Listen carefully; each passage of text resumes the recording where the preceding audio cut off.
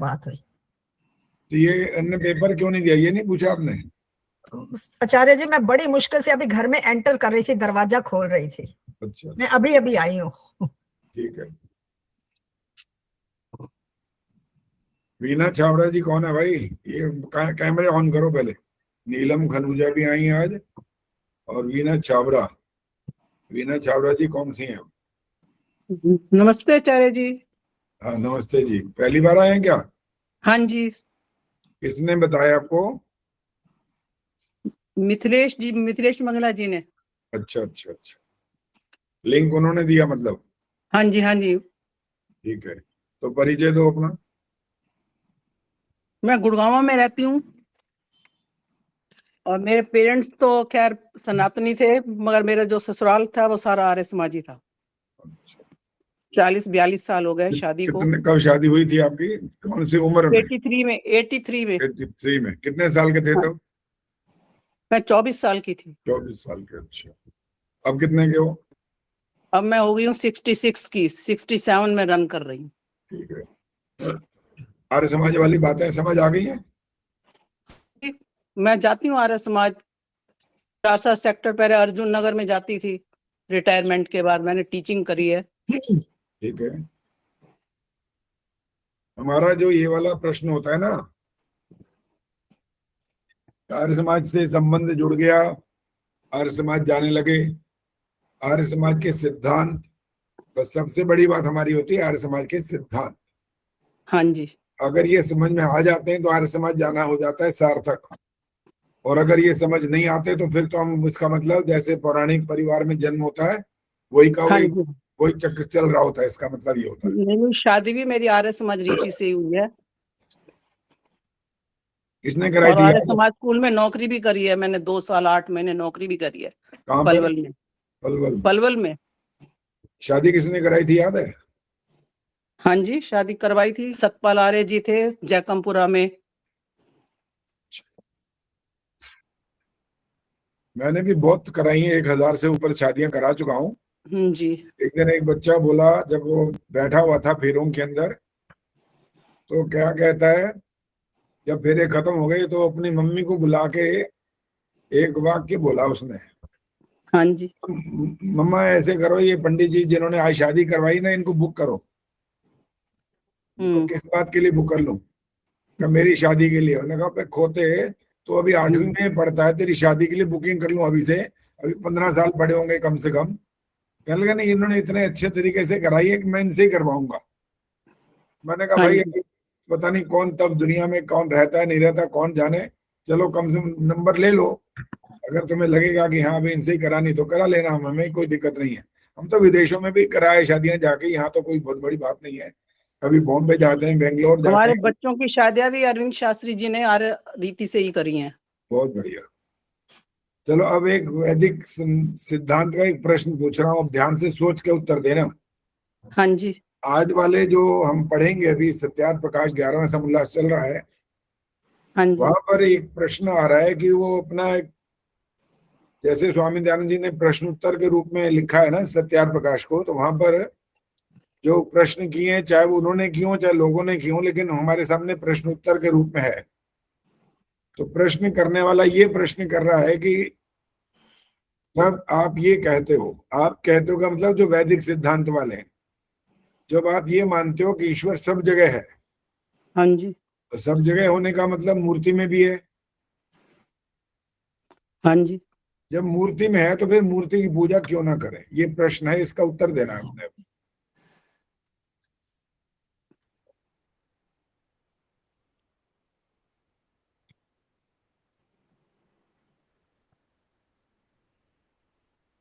तो कहते हैं चरित्र की पूजा, तो चरित्र से मूर्ति की ये नहीं, पूजा ये उत्तर चरित्र नहीं के। है, नहीं ये उत्तर नहीं है ना। हमें तो जो प्रश्न किया उसका उत्तर चाहिए बस। वो कह रहे हैं कि जो मूर्ति हमने तो ईश्वर की मान करके बनाई है, आप कह रहे हो ईश्वर सर्वव्यापक है, हम भी कह रहे हैं सर्वव्यापक है, इसलिए वो कह रहे हैं कि मूर्ति में ईश्वर है। और आर्य समाज वाला व्यक्ति भी मना नहीं कर सकता, वो भी कह रहा है बिल्कुल है। हम्म। अब वो ये कह रहा है कि इसकी पूजा क्यों ना करें, इसका जवाब देना है बस।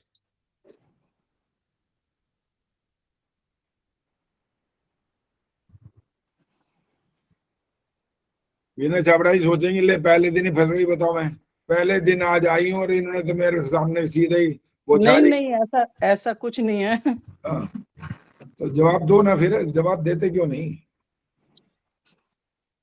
मैं सही बोलूं? जवाब मन में आ ही नहीं रहा तो आ कैसे नहीं बोलूं। रहा। शन्नो देवी जी ने ये भी नहीं आई है, इनसे पूछते हैं, बताओ जी, शन्नो जी बताओ। मूर्ति में भगवान है लेकिन मूर्ति भगवान नहीं है।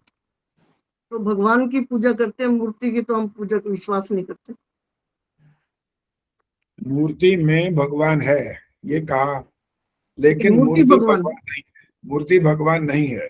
हाँ, अर्थात जैसे हम और आप, हमारे में भी है ईश्वर, लेकिन हम ईश्वर नहीं हो सकते। इसी तरह से आपने जो उत्तर दिया वो भी बिल्कुल यही उत्तर दिया कि वो उसमें तो है लेकिन वो ईश्वर नहीं है। हाँ जी। लेकिन अभी भी और स्पष्ट करना होता है इसका उत्तर, अभी अधूरा है। वैसे ठीक है उत्तर, लेकिन अभी और जब बच्चे जब प्रश्न करते हैं ना तो वो दिमाग खा जाते हैं पूरा, ये सोच लो, वो छोड़ते नहीं आसानी से। अभी आपने और उत्तर नहीं देना, अब जो हाथ खड़ा करेंगे वो उत्तर देंगे। अब सुनीता अरोड़ा जी बताएंगे, अब सुनो आगे। नमस्ते आचार्य जी।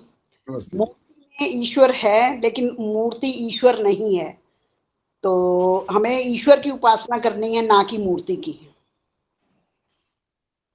अभी भी वैसा ही उत्तर जो इन्होंने दिया है लगभग वही है। अभी और बड़ा एक ऐसा जबरदस्त इसका एक तर्क है वो देना जरूरी होता है। सुषमा सरदाना। नमस्ते आचार्य जी। आचार्य जी, मूर्ति जड़ है, तो अगर हम जड़ की पूजा करेंगे तो वही गुण हमारे में आएंगे, क्योंकि जब हम ईश्वर की उपासना करते हैं, उसके गुणों का चिंतन करते हैं, तो वैसे ही हमारे में वो आना शुरू हो जाता है। और यदि हम जड़ की पूजा करेंगे तो हम भी जड़ समान हो जाएंगे। इसलिए मूर्ति चलो ठीक ईश्वर। है, एक लॉजिक आपने और दे दिया। नीलिमा जी बोलो, इसके अलावा बोलना है, वो कोई दोहराना नहीं है कुछ। आचार्य जी नमस्ते और धन्यवाद। मैं ये कह धन्यवाद। रही थी कि जो है ईश्वर जो है उसमें तो है, सब जगह है, सर्वव्यापक है, तो मूर्ति में भी है, लेकिन उसके दर्शन और उसका आत्मसात हम अपने हृदय में कर सकते हैं, क्योंकि वो हृदय में ही हो सकता है मनुष्य के, मतलब उसमें आत्मा में। तो यही शायद आपने पूछा कि कहाँ उसका मिलन हो सकता है आत्मा। नहीं ये नहीं हाँ। पूछा था, कोई बात नहीं, जो उत्तर है आपका ठीक है, गलत नहीं है, लेकिन प्रश्न अच्छा। ये नहीं था, थोड़ा अलग था। रामधारी जी बोलो। ठीक है, धन्यवाद।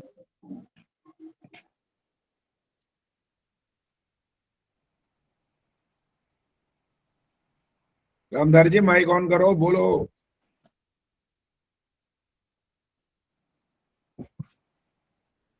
आचार्य जी नमस्ते। नमस्ते जी बोलो। मूर्ति में ईश्वर है लेकिन मूर्ति ईश्वर नहीं है। मूर्ति की अगर हम पूजा करेंगे तो हमारी बुद्धि भी जड़ हो जाएगी और हमारी बुद्धि जड़ हो जाएगी, हमको कुछ समझ नहीं आएगा। अच्छा चलो, जो जो दुनिया आधी से ज्यादा दुनिया यूं, चलो हमारे अपने देश की बात कर लेते हैं। चलो सारी दुनिया की तो नहीं करते, सारे लोग तो ऐसे नहीं होते, लेकिन जो हमारे देश में भी हैं हर समाजी लोग, तो पता नहीं कितने होंगे, 1 करोड़ हैं, 2 करोड़ हैं, 5 हैं, मैं नहीं पता, कितने भी हैं, और इससे ज्यादा मूर्ति पूजक हैं। तो उनकी बुद्धि के जड़ होने का प्रमाण दो, क्या प्रमाण है उनकी बुद्धि जड़ हो गई है? अगर वो कोई भी काम करते हैं, कोई सुझाव देते हैं तो ठीक सुझाव नहीं देते। क्या नहीं होता? कोई भी जैसे काम कर, हाँ जैसे कोई मान ले कुछ सवाल पूछेंगे उनसे, तो ठीक जवाब नहीं देंगे, वो गलती जवाब देंगे। चलो खैर, आपने गोलमाल बात की, ज्यादा क्लियर नहीं है, कोई बात नहीं, अब और नहीं बोलना। प्रवीण सेतिया जी आगे, इसका आगे बोलो, क्या कहना है?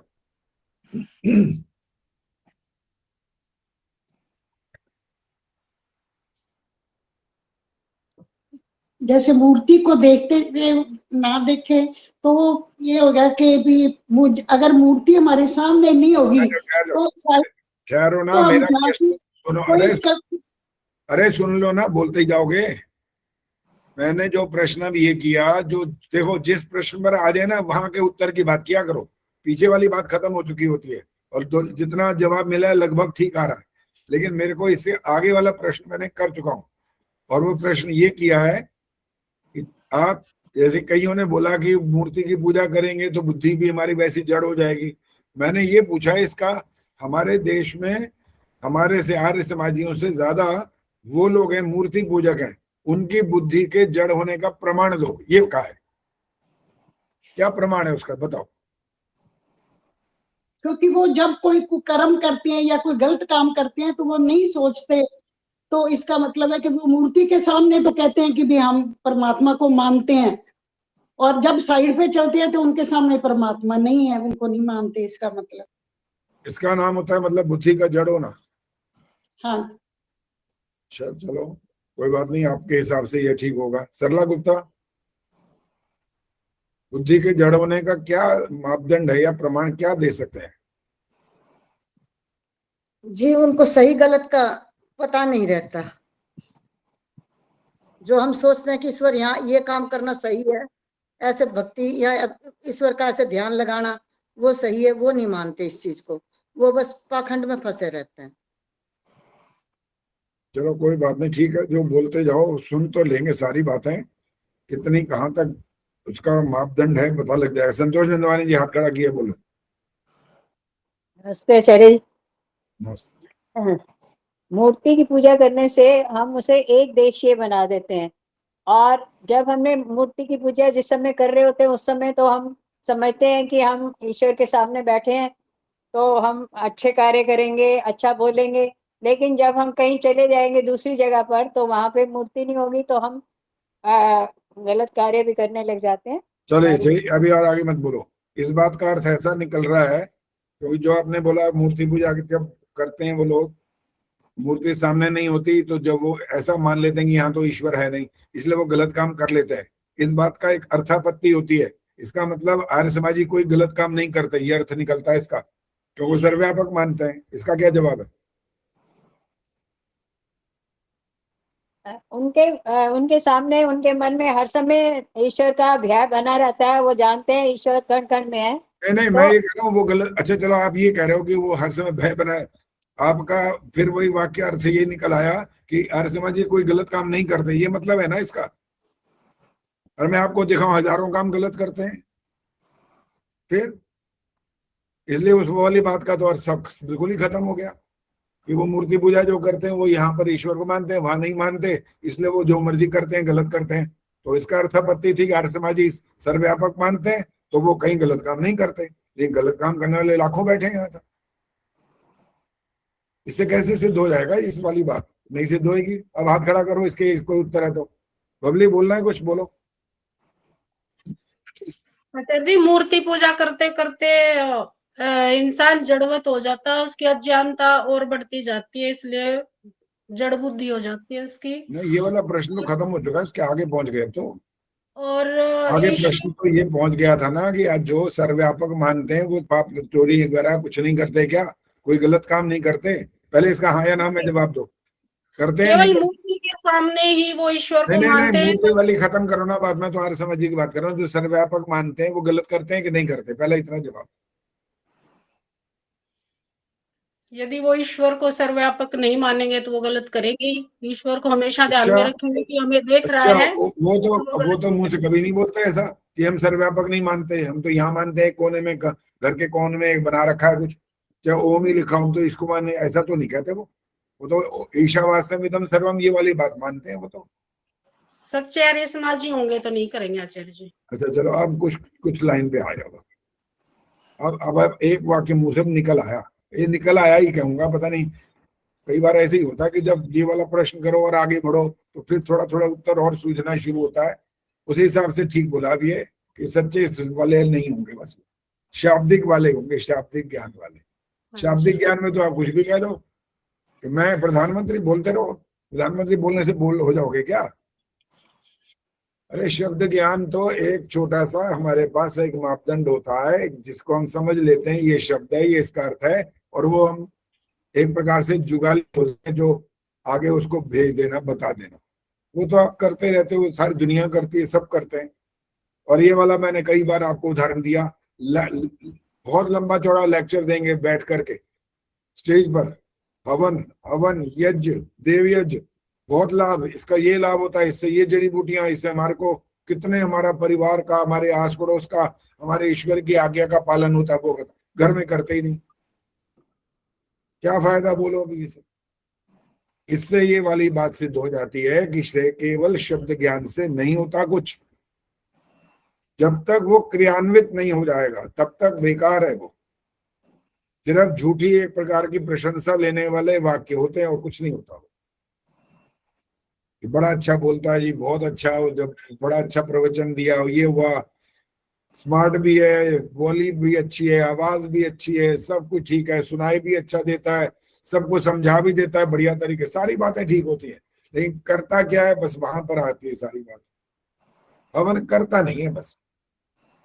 एक महात्मा जी, क्योंकि इनका काम यही होता है, वो घर पे, अपने घर तो होता नहीं है, घूमते रहते हैं परिवार में, इधर उधर जाते हैं, आर्य समाजों में या और पर जहां भी उनको अवसर मिलता है जाते हैं। तो एक परिवार में जाना हुआ, वहां पर जाकर एक दो बच्चे थे, तो एक बच्चा घर पर नहीं था, एक था, और माँ थी और उनके पिता, सब कुछ था। तो उन्होंने कहा जी मैं बच्चे से अकेले में बात करना चाहता हूँ।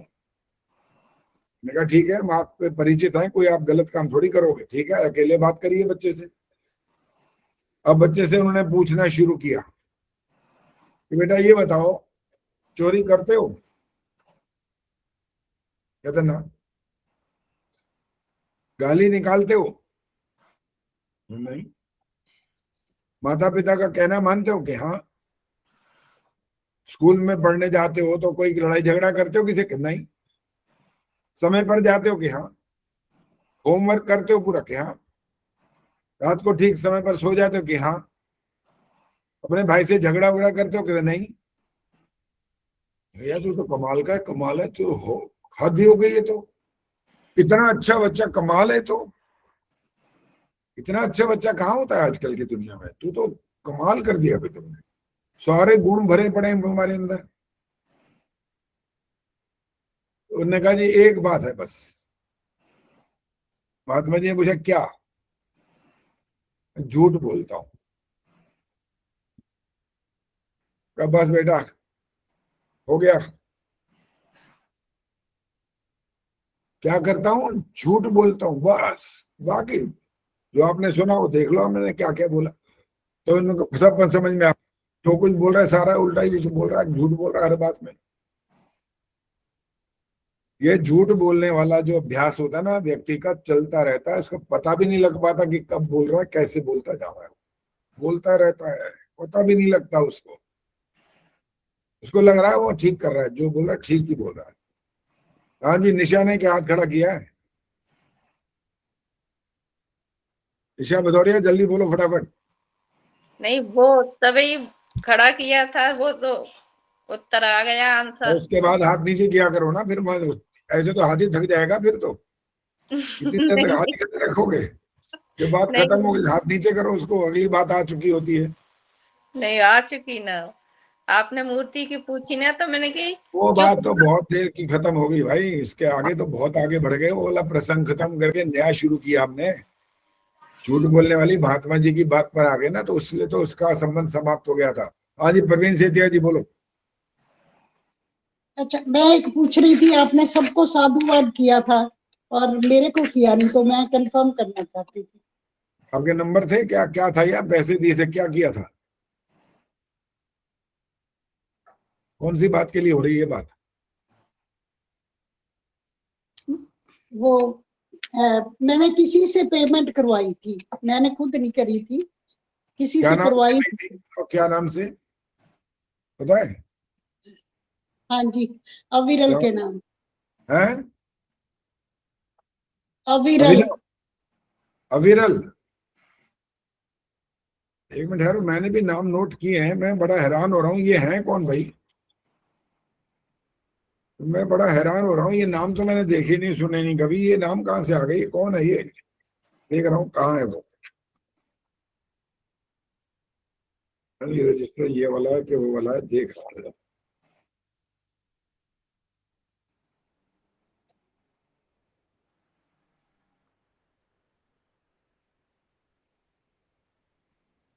अविरल, 6 तारीख को 1100 रुपए आए, यही है? हाँ जी, हाँ जी। मेरे को कैसे पता लगे ये प्रवीण से दिया है? मैंने उसके नीचे लिखा था, पता नहीं उसके नीचे लिखा था। चलो जो भी है कोई बात नहीं, आप भी भूल सकते हो, मैं भी भूल सकता हूँ। और नाम सुन लो जो मैं नहीं समझ पा रहा हूँ कौन है ये। रही बालाजी ने बता दिया था, नमिता ने भेजे। एक अखिलेश कौन है भैया? अखिलेश लिखा हुआ है 5 तारीख को 1100 रुपए भेजे इन्होंने। एक चंचल लिखा हुआ है, चंचल। आचार्य जी मेरा है सुमन बत्रा।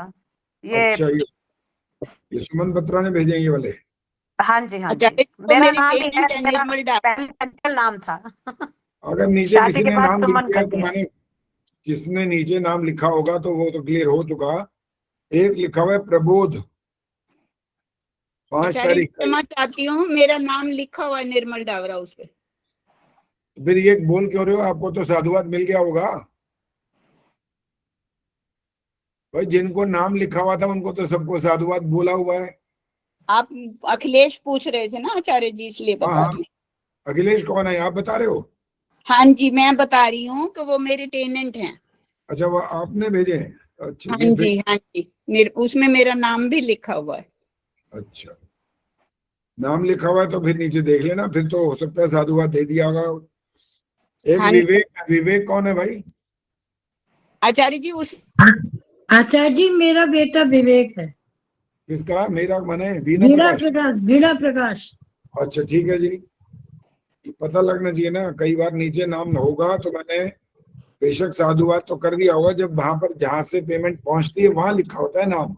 हाँ तो जी हाँ किसने जी, भी, हाँ जी विवेक प्रकाश होगा। ठीक है विवेक समझ आचार्य जी गए। क्षमा चाहती हूँ, वो 4-5 लोगों का था तो उसमें पता नहीं आपने देखा है कि नहीं, पर मेरा नाम लिखा हुआ है उस पे। अच्छा ठीक है जी। राजेश, ये कौन है? 1100 रुपए 4 तारीख को भेजे हैं ये। एक है निशा कोहली, ये तो मैं समझ गया था कि हम कोहली बैठी है हमारी, उनकी बेटी है, जो भी होगी निशा कोहली, वो समझ आ गया। एक है ईशा खन्ना, ये कौन है भाई? खन्ना तो हमारे में कोई नहीं है भाई। आचार्य जी मेरी बेटी है, मैं उससे करवाती रहती हूँ। ओहो अच्छा, ये सविता धिंगरा वाला मैंने है भेजा भी हुआ है बाद में भाई। क्या? बाद में क्या ग्रुप भेजा में हुआ है? हाँ जी, बाद में क्या भेजा हुआ है? ग्रुप में भेजा हुआ है मैंने अपनी स्लिप यही। अच्छा ठीक है, हाँ जी, ओके। जिन्होंने नाम वगैरह नीचे दिया हुआ है तो सबको साधुवाद करते जाते हैं। हो सकता है कोई रह गया हो तो उसके लिए ये कोई ऐसी बात तो नहीं करनी। आचार्य जी मेरे मिल गए हैं पैसे। हाँ जी बिल्कुल। आचार्य जी मैंने नाम नहीं लिखा था, पता नहीं। सुशीला ढाका नाम नहीं लिखा था? नहीं आचार्य जी, उसमें क्यों जिससे नहीं लिखा था? भेजा क्यों नहीं लिखा था? याद नहीं रहा था आचार्य जी। याद नहीं रहा? देखता हूँ तुम्हारा नाम इसमें आया हुआ है कि नहीं। कब भेजा था ये याद है? दोबारा भेज दूं क्या आगे? नहीं ठहरो, अभी क्यों दोबारा भेजो। वो मैं पूछ रहा हूँ याद है, तारीख याद है कि नहीं, ये पूछ रहा हूँ बस। आचार्य जी स्लिप में नाम आ जाता है आचार्य जी। सुशीला ढाका लिखा हुआ तो नहीं दिख रहा भैया। वीणा प्रकाश का तो मैं लिखा हुआ था। एक नितिशा। आचार्य जी ये मैंने भिजवाए थे। अच्छा हाँ ठीक है भाई, 2100 लिखे हुए हैं। चंचल कुमारी हो गया, सुशील मेहता हो गया, पूजा मित्रा का भी हो गया। ठीक है, आपका नाम लिखा हुआ नहीं है जी अभी तक। सुशीला ढाका जी आपका नाम लिखा हुआ नहीं है। अब वो जो दोबारा, अगर पैसे मत भेजो लेकिन वो लिख दो कि आपकी तरफ से आए हैं, वो वाली रसीद भी भेज देना ताकि पता लग जाएगा। अभी भेजते हूँ आचार्य जी। हाँ ठीक है जी। चलो जी, अब हमने जितनी बात करी है आज उनसे शुरुआत हुई थी।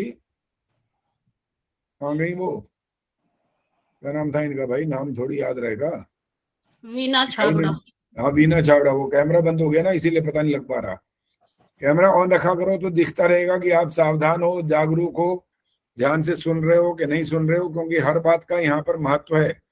खाली पीली कोई बात नहीं करते, हर बात का बिल्कुल सिद्धांत से लेना देना होता है हमारी बात का। ऐसी इधर उधर की खामखा में कहानियां नहीं सुनाते।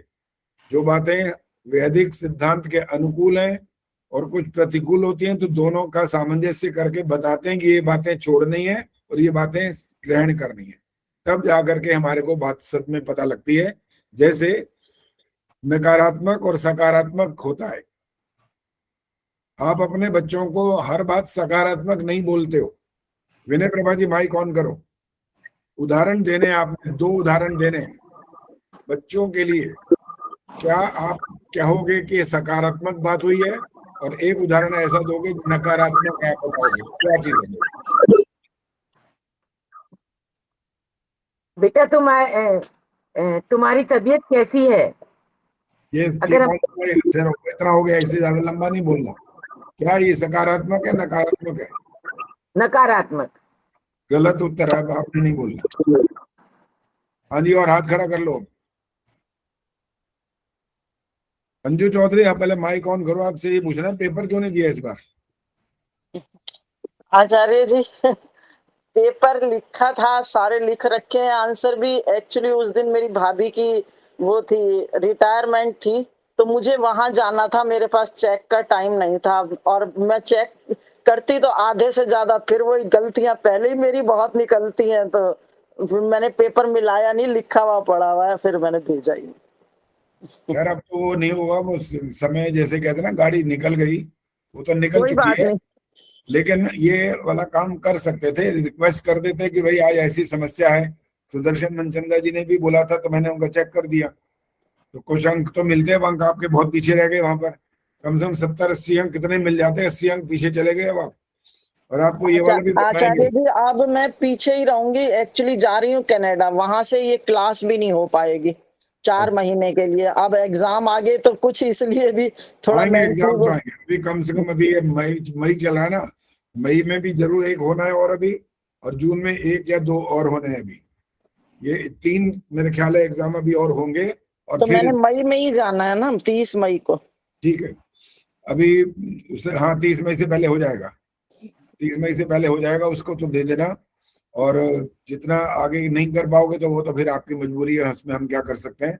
हम तो विदेश जाते हैं तो हम वहां से भी क्लास करना छोड़ते नहीं है, चलाते ही रहते हैं कि चलो। नहीं आचार्य जी, टाइम बिल्कुल उल्टा है ना, 12 वहाँ 10 साढ़े 10 का फर्क है। दुबई वगैरह में तो, ऑस्ट्रेलिया में 5 घंटे का है ना। ठीक है। आचार्य जी 22 मई का मत, आचार्य जी 22 मई का मत रखना। 22-23। हाँ मैं आचार्य जी, मैं एक बात पूछना चाहती थी, मुझे भी टाइम दे। हाँ बोलो बोलो, इंदिरा जी बोलो। मैं ना आचार्य जी, ऐसे जैसे संध्या के मंत्रों को जैसे आपने कहा था याद करेगी, तो थोड़ा सा मुझे ना अघमर्षण का थोड़ा सा क्लैरिटी नहीं हुई थी। तो अघमर्षण वैसे तो होता है ना पापों को मारना, ऐसे ही है ना शायद उसका मीनिंग, पापों से दूर रहने का अभ्यास करना। हाँ, तो मुझे ये थोड़ा ये आ रहा था कि इन मंत्रों का क्या, जो मंत्र नीचे दिए गए हैं, इनका क्या लिंक पड़ रहा है, थोड़ा सा क्लैरिटी नहीं हो रही थी। मैं ये थोड़ा सा क्लियर कर ये दीजिए। रेलेवेंस नहीं समझ में आ रहा ना कि ये क्या हाँ, है, ये कैसे हो गया। हाँ, कि भाई ये तो पापों से दूर रहने की बात कैसे कह सकते हैं। अच्छा एक सुनो, अब आपने ऑन रखना है और आपसे प्रश्न उत्तर होंगे छोटे छोटे। हाँ जी, हाँ जी। एक बच्चा चाहे वो अपना ही क्यों ना हो, तो हमारा वो कहना नहीं मानता, उलझुल हरकतें करता रहता है, बहुत समझाते हैं वो करते हैं, तो आपकी उसके प्रति प्यार या श्रद्धा शब्द तो बड़ा बहुत ऊंचा चला गया, प्यार की भावना बढ़ती है घटती है, क्या होती है? नहीं, घटती भी नहीं है, कई बार हम समझाते हैं उसको, बार बार डांटते हैं। अगर ये कह रहे हो ना घटती नहीं है, तो आपका उत्तर गलत है। अच्छा, क्योंकि शायद मोह ममता आ जाती है उसके बीच में, मुझे लगता है। देखो हमें पहुंचना है सत्य के नजदीक। ये नहीं समझना कि मैं एक व्यक्ति अगर ये कह ले कि मैं चोर हूं, मैं चोरी करता हूं, तो ठीक हो गया, बस काम खत्म थोड़ी हो गया। हाँ, नहीं घटेगी, हाँ घटेगी, तो दोष है उसका, इसलिए इस बात को कह करके बच नहीं सकते। हमें सत्य के मार्ग पर चलने के लिए जो जो नियम है उसका पालन करते हुए उत्तर देने पड़ते हैं। हाँ जी, बिल्कुल बिल्कुल ठीक है। जैसे ये बच्चे की बात हमने आपको बताई, एक छोटा उदाहरण दिया कि वो हमारी बात का नाम कोई अर्थ नहीं निकालता, सुनता नहीं, कहना नहीं मानता, आगे बकबक करता है, उल्टे सीधे जवाब देता है, बदतमीजी करता है, लड़ाई झगड़ा करता है, सारे काम उल्टे करता है। तो हमारा उसके प्रति सम्मान का, आदर सम्मान, चलो ऊंची बातें छोड़ो, उसके प्रति प्रेम का भाव भी कम हो जाएगा, कम हो जाता है। हाँ जी, ठीक है। समाप्त तो शायद नहीं करेंगे क्योंकि अपना कम हो जाता है, संबंध जो है ना, आखिर पैदा किया तो उसको कुछ तो करना पड़ेगा, लेकिन प्रेम का भाव कम हो जाएगा। और इसके विपरीत दूसरा कोई होगा, उसके प्रति भाव बढ़ता जाएगा, क्योंकि वो हमारे अनुकूल चलता है, हर बात को मानता है, कोई गलत काम नहीं करता, हमारे नाम को बदनाम नहीं होने देता, हमारे नाम में चार चांद लगाता है, ये सारे उसके गुण हैं। हाँ जी, ठीक है। जैसे ये गुण हमें उसके प्रति एक भाव पैदा कर देते हैं, वो ईश्वर के गुणों का जब ये वाली बात सामने आती है ना, तो हमारे मन से वो पाप रूप कर्म करने की प्रवृत्ति दूर होने का संकेत मिल जाता है। कि कैसा है वो, ओम ऋतंच सत्यं, यहाँ से शुरुआत होती है ना, हरितंच सत्यंच सूर्या चंद्रमसौ धाता ये था। अरे वो ऐसा कमाल का है कि बिल्कुल इतने सी भी नाम मात्र भी कोई अशुद्धि, कोई उसमें कमी नहीं है, कोई कमी, कोई गलती नहीं हो सकती है। हाँ, नहीं है उसमें। इसलिए ध्यान रख लेना, सिर्फ इस बात का ये अर्थ मत समझना कि वो गलती नहीं करता, वो सारे काम ठीक करता है। वो दंड का देने वाला भी है, सबसे बड़ा न्यायकारी है वो। और अगर गलत काम करोगे तो फिर ध्यान रख लेना, छोड़ेगा नहीं वो। यहाँ पर दूसरों की तरह नहीं है कि यूं गए मूर्ति के सामने कहा भगवान जी गलती हो गई माफ कर दो और समझ लिया गलती माफ हो गई। यहाँ माफ नहीं हो तो हम समझते हैं ना सारे जी माफ हो गई, लेकिन होती तो नहीं है ना, वो तो हम अपनी उसमें वही मैं भी यही बोल रहा हूँ, उसको दोहराना नहीं है। वो ये मान करके चल पड़ते हैं कि भगवान ने हमारी बात को गलत जो किया था हमने माफ कर दिया। वो माफ कभी नहीं करता। इसलिए हमारी जो संध्या है उसमें ये जो अघमर्षण है वो पाप से दूर रहने का हमको चिंतन दे देता है कि वहां कोई गलती की संभावना नहीं है, कोई माफी मुफी नहीं मिलने वाली। उसका कार्य बिल्कुल परफेक्ट है, एकदम कमाल का है, कोई इसमें छोटा सा भी संदेह करने की आवश्यकता नहीं है। मतलब उसने जो सृष्टि बनाई है भी इतनी परफेक्ट है, मतलब ये उसमें हम जैसे कहते तो यही है ना कि हर बारी इतनी ही परफेक्ट बनती है, इसलिए मतलब कि हमें भी उसके नियम इतने सख्त हैं तो हमें उसके डरना चाहिए। उसके गुणों के प्रति जब आप नतमस्तक होंगे, उसके गुण है ना ये सारे। हाँ, ये उसकी गुण है। और इस बात को, इस गुण को समझने का सबसे आसान तरीका, वाक्य छोड़ो संस्कृत के, सारे मंत्र छोड़ दो, सिर्फ एक बात पर आ जाओ, आर्य समाज के दूसरे नियम पर। वो आपको एक एक शब्द क्लियर बता देगा। आर्य समाज का दूसरा नियम कि ईश्वर कैसा होता है, और हाँ, बिल्कुल। पर आपको वहां पर न्यायकारी और सबको अजन्मा और निर्विकार, पता नहीं कितने जो विशेषण भरे पड़े वहां पर, वो सारी बातें आपको ये समझा रहे हैं कि गलती मत करना, गलती करी तो फंसे, छोड़ेगा दंड नहीं, मिलेगा। हाँ, दंड मिलेगा ही मिलेगा। तो इसलिए जो एक ये वाला वाक्य बोलने का, जो मैंने अभी नेगेटिव और पॉजिटिव की बात की थी, वो आपने दूसरी बात शुरू कर दी बीच में, कोई बात नहीं, कर दी और आपको उत्तर भी मिल गया। मेरा प्रश्न फिर वहीं आ रहा है। गायत्री गुप्ता, आपने हाथ पता नहीं किस बात के लिए खड़ा किया था, लेकिन मेरा प्रश्न आपसे ही है, एक ऐसा उदाहरण दो जो बच्चों के लिए पॉजिटिव वाला हो, और एक ऐसा उदाहरण दो जो नेगेटिव वाला हो। जल्दी बोलो। नमस्ते आचार्य जी। नमस्ते। एक तो ये है कि बच्चे से कहते हैं भी तुमने मेरा कहना माना, तुम बहुत अच्छे हो, तुमने इस काम को पूरा किया। एक है तुमने मेरा कहना नहीं माना, तो ये नेगेटिव हो गया, वो पॉजिटिव हो गया। चलो तुमने एक का ही उलट कर दिया बस जी, कोई बात नहीं, चलो ये भी चल जाएगा। जैसे मार्क्स मिल जाते हैं ना कि चलो भाई कुछ लिखा तो है ना, आखिर दे दो नंबर, कोई बात। पूरे नहीं मिलते लेकिन मिल जाते हैं, थोड़े बहुत ही मिलते हैं। पूरे तब मिलते हैं जब एकदम ऐसा हो उत्तर कि वही वाह वाह हो जाए, उसके जो चेक करने वाला वो कहीं कमाल कर दिया भाई, ऐसा गजब का उदाहरण दिया है कि बस पूरे के पूरे मार्क्स। और आजकल के तो टीचर का कमाल ये है, हैरान होता हूँ भैया, मैं तो कमाल है, मैं कभी इतना ऐसा बढ़िया नहीं था। 10th क्लास में मैं था जब मेरे को 64%, जहां तक याद आ रहा है 64% थे, मैं टॉपर था क्लास का। बताओ कमाल की बात है। और आज तो 98% वाला भी टॉपर नहीं है, बताओ 100% वाला टॉपर होता है। ये तो मास्टरों ने, मास्टरानियों ने कमाल ही कर दिया नंबर देने में, ऐसे यूं फेंक रहे, ले लो ले लो ले लो, बांट रहे नंबर, कमाल कर दिया। अरे इंग्लिश में, हिंदी में, आपके सोशल साइंस में कमाल कर दी, इनमें नंबर मिलते हैं कभी पूरे के पूरे, 100 के 100 कमाल हो गया। बिल्कुल गलत बात है, कभी नहीं हो सकते ये नंबर।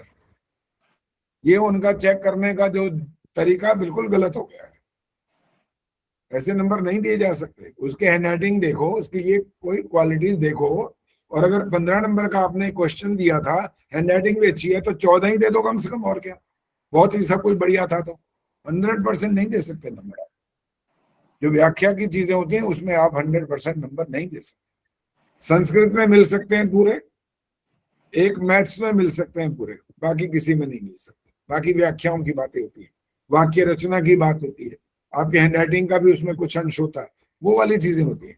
इनमें भी इतने इतने नंबर मिलने लग गए। अच्छा, आपने और पूछना क्या था? वैसे हाथ खड़ा किया था, वो क्या था? अच्छा, नहीं था। डर तो नहीं गए कहीं? सोचे बेचारा मैं ना मैंने कुछ नहीं कहा थी आपको। नहीं नहीं आचार्य जी, नहीं है क्या, मैं बाहर दूसरी जगह आई हुई तो सेटिंग नहीं बैठ रही मोबाइल की, बाहर हूँ मैं। अच्छा, तो इसको करने में हाथ दिख गया होगा ऊंचा। तो पॉजिटिव और नेगेटिव का जो यहाँ से बात शुरू हुई है वो ये इस प्रकार की हुई है। सकारात्मक ईश्वर के जो गुण होते हैं सगुण बोलते हैं, और नकारात्मक जिसको हम कभी कभी निर्गुण जब बोलते हैं वो होते हैं। रामधारी जी माइक ऑन करो, और निर्गुण का बताओ कौन सा गुण होता है ईश्वर में? आचार्य जी, जैसे निराकार निर्गुण है। निर्गुण का अर्थ क्या होता है? जिसके गुण रहते, यानी कि निराकार है जिसके गुण नहीं होते। निराकार माने गुण नहीं है, मतलब यानी कि वो निराकार है जिसका कोई आकार नहीं होता। वो तो ठीक है, मैं तो प्रश्न और कर रहा हूँ, उत्तर कुछ और दे रहे हो। मैं कह रहा हूँ निराकार गुण नहीं होता क्या? अवगुण होता है? नहीं, निराकार गुण नहीं होता है। दुर्गुण होता है क्या? क्या होता है? गुण होते हैं निराकार भी। हाँ, तो निराकार भी गुण है उसका। हाँ जी, गायत्री गुप्ता हाथ खड़ा किए, बोलो कुछ ज्यादा स्पेशल इससे बोलना है तो बोलो। जैसे अजन्मा, तो वो जन्म नहीं लेता, तो ये उसमें आ जाता है निर्गुण भक्ति में। सकारात्मक यानी सगुण जब हम बात करते हैं ना। आचार्य जी मैं बताऊं? हाँ, कौन बोला ये? प्रेम। हाँ, प्रेम जी बोलो। निर्गुण का यहाँ ये तात्पर्य है कि जो गुण मनुष्य में है वो ईश्वर में नहीं है। मनुष्य के गुण जो है वो ईश्वर में नहीं है।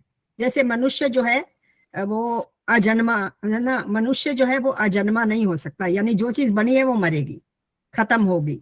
तो ऐसे कुछ गुण होते हैं जो कि मनुष्य जाति में तो हो सकते हैं, किसी और में हो सकते हैं, लेकिन वो ईश्वर में नहीं है। ईश्वर उन चीजों से अलग है। एक और उदाहरण दो मनुष्य अनंत, का। जैसे हम कहते हैं अनंत, अनादि, अनुपम। अनुपम, अब मनुष्य अनुपम तो नहीं हो सकता। ठहरो। अनादि तो हमारे लिए भी है। नहीं, अनुपम तो मनुष्य नहीं हो सकता। वो ठीक उसकी है, उपमा अनादि बोला किसी ना इसलिए किसी पकड़ा से दे वहां सकते पर। हैं। अनादि बोला ना, तो उसलिए नहीं, वहीं अनादि रोक दिया ठीक है, इसको। वो हो सकता है अनादि, लेकिन वो आत्मा के लिए होता है।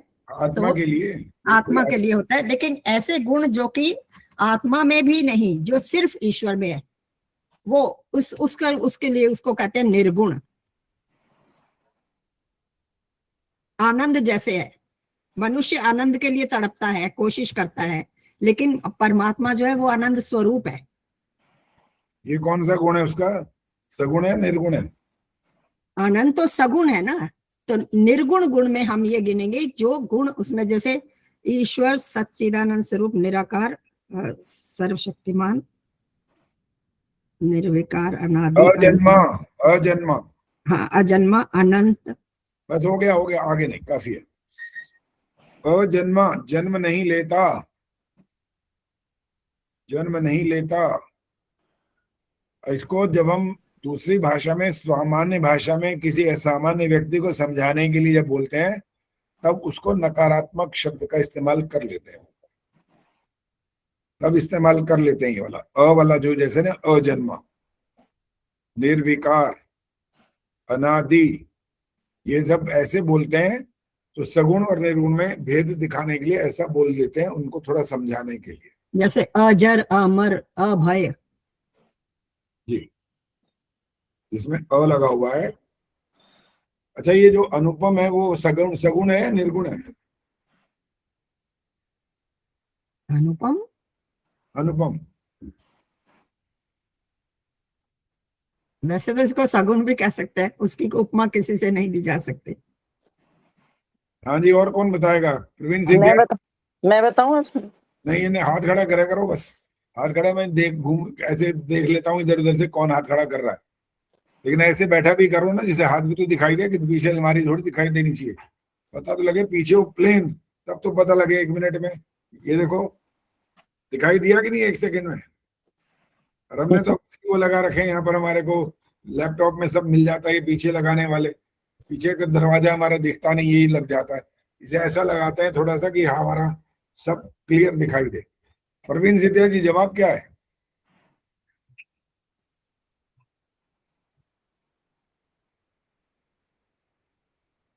इतनी देर मत लगाया करो भाई, बोलो। हाँ जी सर, प्रश्न ही याद नहीं। हाँ जी गायत्री गुप्ता बोलो, हाथ खड़ा किया आपने, बोलिए। ये निर्गुण में आएगा आचार्य जी, आगे आ गया वो, उसकी किसी से तुलना उपमा नहीं करी जा सकती। पद्मा चावला जी उत्तर। आचार्य जी मैं ऐसी जगह पे हूँ, मैं बोल नहीं पाऊंगी क्योंकि मैं तपोवन में कुछ काम कर रही हूँ, मैं सिर्फ सुन रही हूँ। अच्छा चलो ठीक है। हाँ जी सुषमा सरदार, जल्दी फटाफट। आचार्य जी मैं सिर्फ ये पूछना चाह रही थी कि जैसे ईश्वर में राग द्वेष नहीं होता, मनुष्य में राग द्वेष होता है, तो ये निर्गुण में आएगा? मैं आपसे पूछना चाह रही हूँ ये। ईश्वर के लिए तो ये शब्द का प्रयोग करना ही पाप होता है। नहीं, मैं सिर्फ ये पूछना चाह रही हूँ, जैसे मनुष्य में तो राग द्वेष ईर्ष्या ये सब होते हैं, तो ईश्वर में ये नहीं होते, तो ये किसको हम निर्गुण में बोलेंगे, कैसे बोलेंगे? पूछना तो चाह करो, रही हूँ। ईश्वर के साथ ये शब्द आप इस्तेमाल कर ही नहीं सकते, बोलेंगे कैसे? ठीक है जी, ठीक है आचार्य, आप बोल ही ठीक नहीं सकते आप ऐसा। ठीक। ये तो जो अल्पज्य होता है ना, जी जिनके अंदर जन्म और मरण के चक्र में जो फंसा रहता है, जी, पशु पक्षी में भी होता है राग द्वेष, ध्यान रखना, कहीं ये मत समझना केवल इंसान में ही होता है, उनमें भी होता है राग, पूरा राग होता है। बच्चा उनका पैदा होता है ना, वो चाटती है, उसकी माँ साफ करती है पूरा, जिसमें से वो बंद होता है ना अंदर, उसको खा जाती है माँ, उसको नुकसान नहीं होता इससे। इतना मोह होता है, इतना प्यार होता है, लेकिन 2-4 थोड़ा सा बड़ा होता ही लात मारते हैं, भागो अपना अपना काम करो, हो गया काम खत्म। और तुम्हारे बच्चे इतने बड़े हो जाए 25 साल के 30 साल के, तो कहते हैं ना भाई 80 साल के भी हो जाए, हम 100 साल के हो जाए, अरे बेटा मेरा बेटा, बस मेरा बेटा ही चलता रहता है। वहां तुम्हारा मोह ही नहीं खत्म होता। वो तो लात मार के परे फेंक देते हैं कि हो गया, बस तुम्हें पैदा करना था कर दिया, तुम्हारा काम अपना है तुम करो। यहाँ हम इतने मोह में डटे रहते हैं, छोड़ते ही नहीं मोह को, और इसीलिए आते हैं फिर बार बार जन्म लेते हैं और क्या करते रहते हैं, गलत काम करते हैं, उनके कारण से ही करते हैं, फिर पाप रूप कर्म भी करते हैं तो फंस जाते हैं कि जाओ जोनियां बहुत हैं भगवान ने बना रखी हैं, भेजता रहता है कितना ये कोई नहीं जान सकता। कितनी योनियों में एक पाप का दंड मिलता है कोई नहीं जानता। एक बार एक योनि में भेजता है कि 50 योनियों में भेजता है कि 1 लाख में भेजता है, कौन जानता है? नहीं जानता, लेकिन दंड मिलता बस इतना ही पर्याप्त है। जो ये वाली बात समझ लेता ना, ये भी बहुत बड़ी बात होती है। जो इधर उधर जो भगवान को नहीं मानते, एक जगह पे मानते हैं, तो दूसरी जगह पर जो कुछ भी करते हैं वो तो मानते ही नहीं ना, दूसरी जगह वो तो कर लेते हैं इसलिए। और जो सब जगह मानते हैं वो भी तो करते हैं, तो उनको दंड क्या माफ हो जाता है? उनको भी मिलता ही है, बकायदा मिलता है उनको। तो क्षमा नाम की चीज तो वहां होती नहीं है। वीना प्रकाश जी माइक ऑन करो और दया शब्द का अर्थ बताओ। ईश्वर की दया का मतलब बताना है और किसी का उदाहरण मत देना। ईश्वर की दया का उदाहरण दो।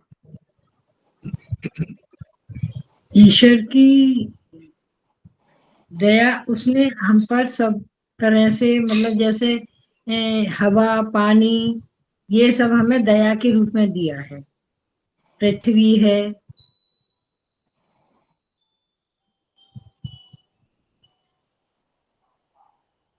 और उत्तर है क्या? यहाँ समाप्त हो गया? नहीं, अग्नि जल वगैरह ये सब हमें दया के रूप में दी है ईश्वर ने। इसका उपयोग हम किस तरह से करते हैं, कितना करते हैं, ये हमारे ऊपर है। ये अभी उपयोग प्रयोग छोड़ दो, अभी सिर्फ दया की बात है। ईश्वर की दया कैसे होती है, आपने जो जवाब दिया ठीक है, ओके, गलत नहीं है। इंदिरा आहूजा जी कुछ और इसमें ऐड करना है या यही काफी है? नहीं यही है जो ईश्वर ने, यही है मेरे ख्याल से तो। हाँ, जो सबको उसने बराबर दिया हुआ है। ठीक है, क्या सबको बराबर दिया? क्या चीज? नहीं, अग्नि, जल, वायु, आकाश, ये चीजें तो सबके लिए है ना, हम उसका इस्तेमाल कैसे करते हैं, प्रयोग कैसे करते हैं, ये हमारे ऊपर निर्भर करता है। चलिए इन ठीक है, चीजों को बबली धूप, जायसवाल, ठीक है, संक्षिप्त बबली बोलो। आचार्य जी इससे अलग है कि पहले ये बताओ, इससे अलग है कुछ? बस पांचों तत्व, सूर्य तो की मैं कह रहा हूँ धूप, अलग है कि नहीं, बताओ। पांचों तत्व तो वही शब्द का अर्थ, शब्द बदल दिया, मतलब तो वही है। इससे अलग है कि नहीं? यही आचार्य जी, सूर्य नहीं की है। इससे अलग किसी के पास उत्तर है तो हाँ जी, निर्मल डाबरा, आपने बोलना, बोलो। हाँ जी, नमस्ते आचार्य जी। नमस्ते जी। से धर्मात्माओं पर डाकू जो है उन पे जुल्म करते हैं, तो ईश्वर जो है उन डाकुओं को दंड देके या मृत्यु दंड देके जो है वो धर्मात्माओं पर दया करते हैं। डाकुओं को कब मार देता है ईश्वर? ईश्वर नहीं, मतलब उनको दंड देते हैं। दंड देता है तो जो जो जो धार्मिक भी हों, अच्छे भी हों, वो भी गलत करते हैं, दंड तो उनको भी देता है। तो ईश्वर की दया का फिर क्या अर्थ निकला? नहीं, जब उस टाइम पता चलता है जैसे कि कभी भी दंड का तो कभी भी होता है, कभी भी मिल सकता है, लेकिन उन पे दया हो जाती है धर्मात्माओं पे, अगर वो डाकू उन पे अत्याचार कर रहे होते हैं तो।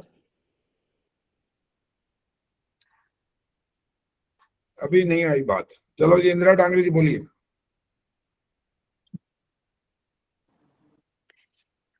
आचार्य जी, पांच तत्व जो दिए हैं उनके द्वारा तो है ही, सृष्टि के द्वारा तो है ही।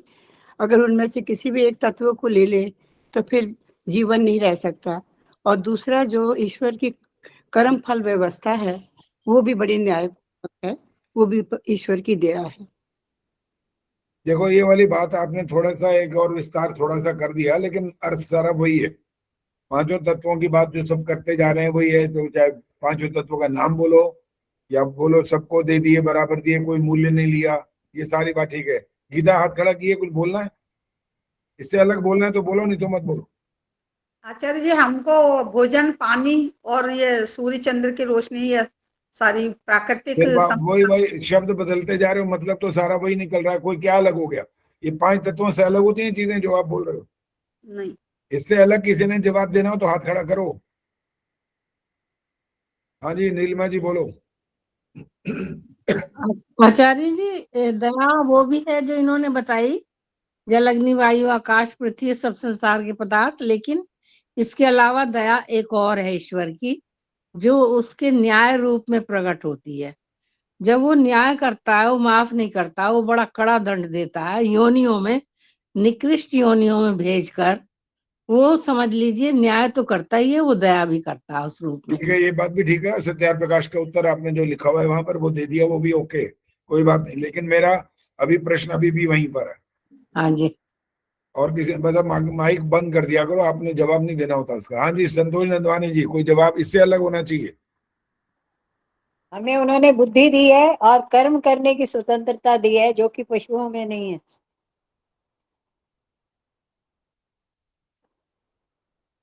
कर्म करने की जो स्वतंत्रता ईश्वर ने हमको दी है,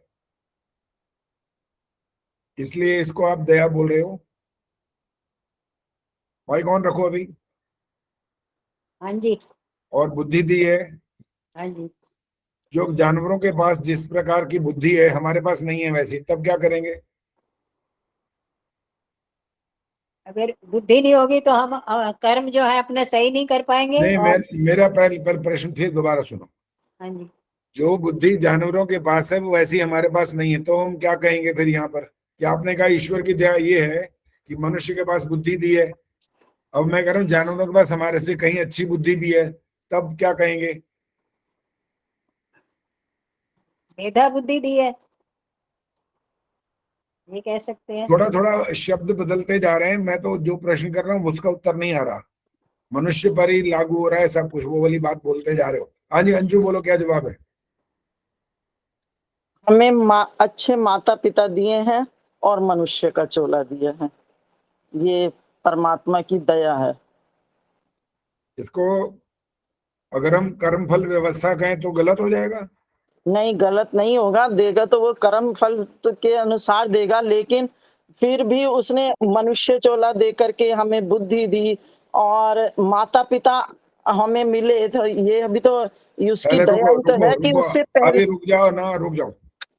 आपने इस बात के लिए कुछ नहीं किया था जिसकी वजह से उसने आपको पांच तत्व दिए, ठीक है? हाँ जी। तो आपने इसके लिए तो बाकायदा प्रयत्न किया था कि आपको ये वाले माँ बाप मिले। आपके कर्म के अनुसार ही ईश्वर ने किया ये तो। वहां तो आपने कुछ नहीं किया था। जो आपको 5 तत्व दिए उसने, आपने क्या किया था? कोई प्रार्थना पत्र लिखा था या आपने कोई और मेहनत करी थी जिसकी वजह से उसने आपको 5 तत्व जीवन दान के रूप में दे दिए? नहीं, 5 तत्व तो उसने सभी के लिए दिए हैं, लेकिन हमें मनुष्य जन्म दिया है और मनुष्य के जन्म में वो एक बुद्धि भी दी है, तो ये तो उसकी हमारे ऊपर मनुष्य कृपा ही है। जन्म देना आपके कर्म का फल है। कर्म फल तो देता है, साथ में उसने हवा पानी हमें जीने के लिए एक बच्चा वो तो सब वो बात पहले आ चुकी, वो तो सबको दे दिया। हाँ, अब वो चलो सुनो, बस सुनो, ये वाला गुड़ था इसलिए आप पहुंचे नहीं, इंदिरा टांगी फिर हाथ खड़ा किया। बोलो। आचार्य जी, हम क्या वो भी बता सकते हैं बीच में कि जब आत्मा मन को और मन इंद्रियों को किसी कार्य के नहीं, अच्छा, वो जिस प्रसंग में जो बात आई है ना, वो थोड़ा प्रसंग अलग है। आप उसको ईश्वर की दया से बेशक जोड़ भी सकते हो, कोई ऐसा बात नहीं कि असंभव नहीं कह सकते इस बात को कि बिल्कुल गलत होगा कि वो हम पर इस प्रकार की दया करता है, हमें बता देता है। हम पहले प्रारंभ हम करते हैं, ये वाली बात ठीक है। यहाँ से आगे अंत में वो बताता है नहीं करना पाप। अगर भय शंका लज्जा हो रही है तो मत करो, आनंद उत्साह उठ रहा है तो कर लो। तो इसको हम दया के साथ जोड़ सकते हैं, कोई आपत्ति नहीं। लेकिन मेरा अब उत्तर सुनना तो थोड़ा आपको समझ में आ जाएगी बात है क्या। कि ईश्वर की दया की जो हम बात कर रहे हैं, हमारे कर्म फल वाली बात अंजू ने भी कुछ बोल दिया, माता पिता और बाकियों ने 5 तत्वों की बात घूम फिरा करके वही लगभग शब्द अलग होते गए, अर्थ वही निकला। वो सारी दया तो है ही है। मनुष्य का जन्म आपके कर्म के फल के अनुरूप दिया गया है, खैरात में नहीं बटा, पहली बात। अब अगली बात जो है वो है इंपॉर्टेंट, जो इसकी दया कैसे मानेंगे। अब यहाँ पर भगवान ने आपके नाक को यहां लगाने का ठेका लिया था क्या? वो आपसे करार किया था कि यहां नाक लगाऊंगा मैं, यहां लगा देता, तब क्या करते तुम? पता है क्या करते तब? ये रोटी जो लेते ना ऐसे यहां ले जाते पहले और सूंघ ले, भाई कैसे है, ठीक है, इसमें बदबू तो नहीं आ रही, कहीं खराब हो गई हो ये, और फिर मुंह में डालती आपके। ये आपके हाथ के जोड़, ये पोर, ये सब उसकी दया है। ये नहीं बनाता ना तो बस फिर तो मैं कह रहा हूं, अगर ये अंगूठा भी नहीं होता ना, सिर्फ अंगूठा, तो आपके जो हम पहले नाड़ा बांधते थे ना कि अपने पजामे में और सलवार में, ये नाड़ा नहीं बन सकता था आपसे। इतना उसने हम पर ये वाली जो दया का ना ये काम किया है इसने। आंख कहाँ लगाई है, नाक कहाँ है, जबान भाव, ये सब ऐसा बनाया है विधिवत, जिसको बोलते हैं विधि पूर्वक है। और ये इससे बढ़िया कमाल और हो नहीं सकता। आप इसमें कोई इतनी सी भी गलती नहीं ढूंढ सकते कि ये गलत कर दिया तुमने। इतना उसने हम पर जो दया का भाव रखा ना, ये वाला दया का भाव, ये दया की है उसने। हाँ जी संतोष जी बोलो। आचार्य जी, ये तो अंग व्यवस्था जो हम बात कर रहे हैं, तो ये तो पशुओं में या हर एक योनि में उसी अनुसार ही होती है। तो हमें कोई दिक्कत नहीं है, हम उनके लिए भी तो यही कहेंगे दया है। हम उनके लिए कब मना कर रहे हैं? हमने तो अभी ये मनुष्य की दया, ईश्वर ने मनुष्य पर कैसे दया की, 5 तत्व तो उनको भी दे दिए थे, वो तो बात हो गई, वो तो बराबर है। हमें भी दिया, जैसे अंग बना करके दिया ऐसे उनको दिए। पशुओं जो मांस खाने वाले उनके लिए अलग प्रकार की वो बात व्यवस्था है, शरीर की रचना अलग है। दांत कैसे हैं, जबान कैसी है, आंख कैसी है, और कैसे वो पानी पीते हैं, उनकी व्यवस्था अलग है।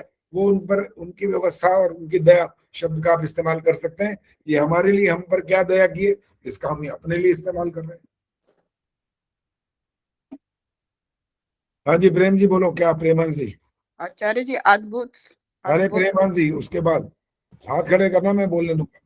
आचार्य जी, न्यायकारी होकर भी वो दयालु कहा जाएगा, क्योंकि उसका न्याय ऐसा है कि मान लो हमें सजा भी मिलती है हमारे कुकर्म से जो भी, तो उससे हम दोबारा या तो करेंगे नहीं, तो ये हम पे दया है ना कि हम उससे हट जाते हैं। और दूसरे लोग जिनके प्रति हमने अन्याय किया, वो उनको भी जिसे कहते हैं तो संतुष्टि होगी, तो वो दया करता है, मतलब अन्याय का फल देकर भी हम पे दया करता है। न्यायकारी होने के कारण वो दयालु है। वो तो स्वामी दयानंद जी ने सत्य प्रकाश में जब इसका उत्तर लिखा हुआ ना, ये दया और न्यायकारी फिर अलग अलग शब्द क्यों हुए, उन्होंने कहा अलग अलग शब्द होने का भाव तो अर्थ तो एक ही निकलता है। वो न्याय जब करता है ना तो दुष्टों को जब दंड देता है, निर्मल डावरे जी ने कुछ बात कही थी लेकिन वो थोड़ी थोड़ी बात उनकी एक प्रकार से वो ठीक नहीं थी। अभी और इनसे बात करूंगा तो ये समझ में आ जाएगा इनको कि उसका मतलब कैसे गलत हो जाता है। ईश्वर उनको जब दंड देता है, किसी भी आत्मा को जब दंड देता है तो वो दंड देने का मतलब ही यही निकलता है क्या, कि दोबारा नहीं करेगा। दोबारा नहीं करेगा तो इस पर दया ही हुई है एक प्रकार की। दोबारा करेगा तो फिर मार खाएगा और क्या करेगा। दया, यही तो दया है उस पर कि दोबारा नहीं करे। उसको समझ आ जानी चाहिए बात। निर्मल डावरा जी ने जो बोला था कि वो ऐसे गंदे लोगों को दंड दे करके हमारे ऊपर वो उपकार किया, दया कर देता है। देखो इस जन्म में जहां पर हम मनुष्य जीवन जी रहे हैं, यहाँ पर किसी मनुष्य को जो गलत कहलाता है उसको उसी समय मार करके हम पर दया नहीं करता ईश्वर। यहाँ पर अगर ये कहने लगे जाएंगे कि ईश्वर उसी समय उसको मार देगा तो फिर तो कुछ अनर्थ हो जाएंगे इसके। जैसे हमने कई बार ये वाली बात की है और थोड़ा अब अलग हो जाएगा थोड़ा सा वाक्य। इसका संबंध मृत्यु से जोड़ना पड़ता है अंत में। इस वाक्य को जो बोल रहे थे उसका संबंध मृत्यु से जोड़ना पड़ता है, या और दुखद घटनाएं होती है उससे भी जोड़ सकते हैं। हम मृत्यु से इसलिए जोड़ते हैं कि उसके बाद और कुछ बचता नहीं है। अर्थात कोई ये कहता कि इसका लिखा हुआ था ये दिन, और बहुत लोग बोलते हैं ये वाली बात, इसका आज के दिन लिखा हुआ था। अभी वहां जो हुआ है ना, वो जो काम बंगाल में उनके जो पीए थे उनकी, वहां पर लाखों लोगों ने वाली बात बोली होगी, इसका लिखा हुआ था। और कोई तो जो मारने और पीटने और सब कुछ करने के लिए भी तैयार बैठे हैं।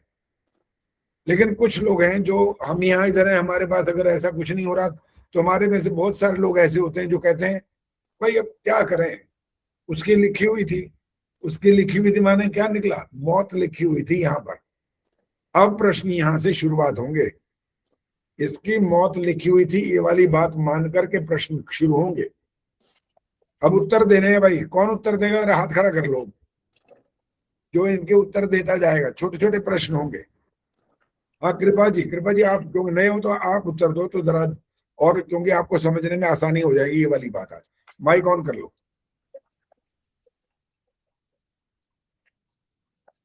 माइक ऑन हो गया, नहीं हो गया? चलिए, ये वाली जो बात जो लोग बोल रहे हैं कि उसकी लिखी हुई थी, प्रश्न छोटा उत्तर, किसने लिखी थी? लिखी हुई नहीं थी वो उसकी। लिखी हुई नहीं थी, अपने आप हो गई।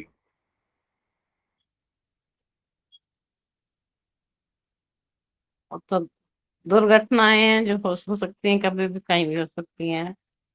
उसका लिखा हुआ। चलो ठीक है, आपका उत्तर गलत नहीं, बहुत अच्छा, बिल्कुल सही उत्तर दिया आपने। लिखा हुआ नहीं होता, लेकिन हम ऐसा मानकर चले तो मैं अपने आप प्रश्न उत्तर करता रहूंगा, क्योंकि आपने पहली बार में ठीक जवाब दे दिया। जो ऐसा मानते हैं कि लिखी हुई थी, हमारा प्रश्न था किसने लिखी, उनका फटाक से जवाब होता है ईश्वर ने, भगवान ने लिखी थी उसकी, आज के दिन, इस समय, इस व्यक्ति के द्वारा, सब लिखी थी। अब एक प्रश्न यहाँ ये आएगा, जो भगवान ने इसकी मृत्यु यहाँ लिखी हुई थी, तो उसने, जिसने ये वाला काम किया, उसने ईश्वर का कहना माना कि नहीं? अब ईश्वर का कहना मानने वाले को ईश्वर दंड देगा कि नहीं देगा? कृपा जी आप नहीं बोलना है, जवाब दो। ईश्वर का कहना मानने वाले को ईश्वर दंड देगा कि नहीं?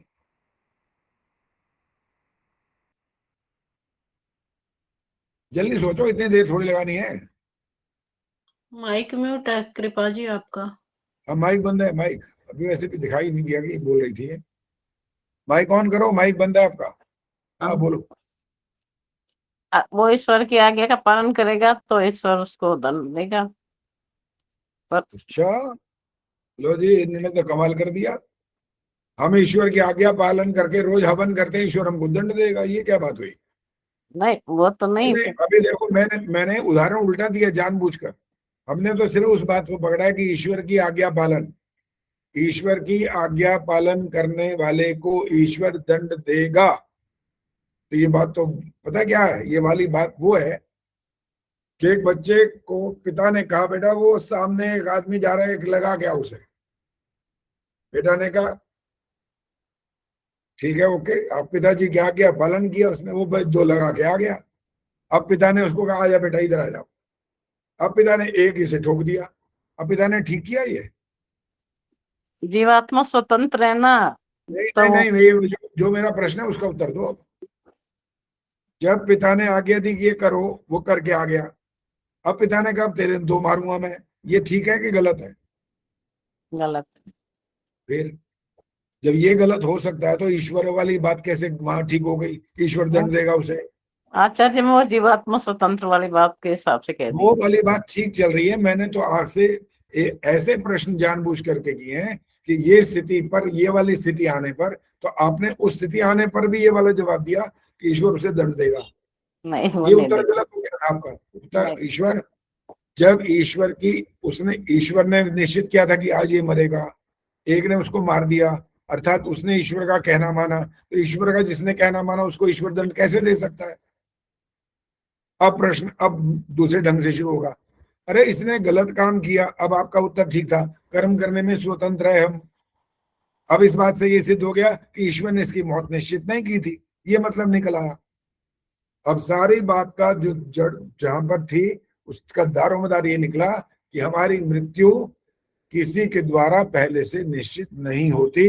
हम कर्म करने में स्वतंत्र होते हैं, गलत काम करते हैं उसका दंड या तो सरकार पकड़ लेती है, वो दे देती है, और सरकार नहीं पकड़ सकती तो ईश्वर अवश्य देता ही देता है। जी आचार्य जी यही भाव था मेरा।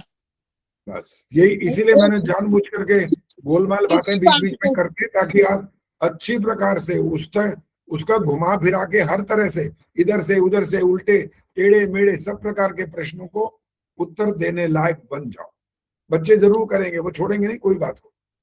इसलिए ऐसे ऐसे प्रश्न हम करते हैं ताकि हमारे कोई बात और अच्छे से स्पष्ट हो जाए। हाँ जी, और कुछ पूछना है किसी ने क्या? हाँ जी, एक प्रश्न मेरा था। बोलो बोलो। ऐसे था मेरा, मतलब स्पाइन का ऑपरेशन होना था तो मेरे को लुधियाने लेके गए मेरे सेठिया साहब, हम दोनों गए तो मेरा ऑपरेशन हो गया और मेरे को लेके आना था वापस। मैं वेट कर रही थी हॉस्पिटल से, मेरे को छुट्टी मिल गई। फिर मेरे को पता चला कि आपको आज नहीं लेके जाएंगे, सुबह लेके जाएंगे, क्योंकि उधर से सेठिया साहब को हार्ट अटैक हो गया और उनकी डेथ भी वहीं पे ही होगी। तो इसको क्या कहेंगे? जीवन समाप्त हो गया। प्रश्न हो गया। प्रश्न के बाद दोबारा बाकी नहीं दोहराना, सुन लो। जीवन का पल भर का भरोसा नहीं है, ये बात सुना है आपने?